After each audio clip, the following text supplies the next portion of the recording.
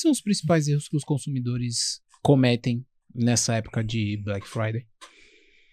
Não pesquisar. É o maior erro. Esse é o maior erro, né? Aliás, o brasileiro, ele não tem cultura de ler rótulo.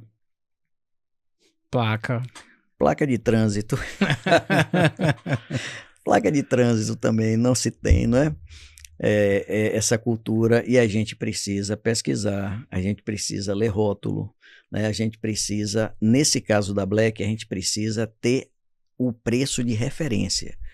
Por exemplo, próxima semana, aliás, essa semana, terça-feira, na sexta, o final de semana que vem aí vai ser o grande esquenta da Black.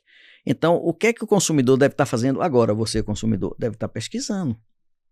Deve estar anotando, deve estar tirando foto, deve estar printando, deve estar observando e pesquisando as várias lojas, porque existe também diferença de preço de uma loja para outra.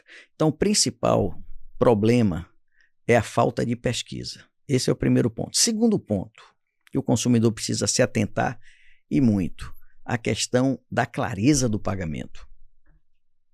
Por exemplo, pesquisa lá o valor à vista, e pesquisa o valor a prazo.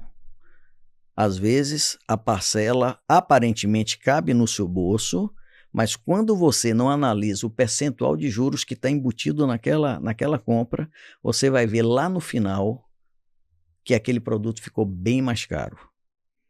Ficou muito maior do que o preço à vista. Então, aquilo que seria uma promoção acabou não se traduzindo como promoção. Uma fraude. Acaba sendo. Aqueles digamos assim, aqueles atrativos preços lá, tem que ir lá olhar. Você tem direito a saber como é que fica aqui o meu valor depois desse parcelamento. Qual é o percentual de juros que está embutido aqui? Tudo isso o consumidor tem direito.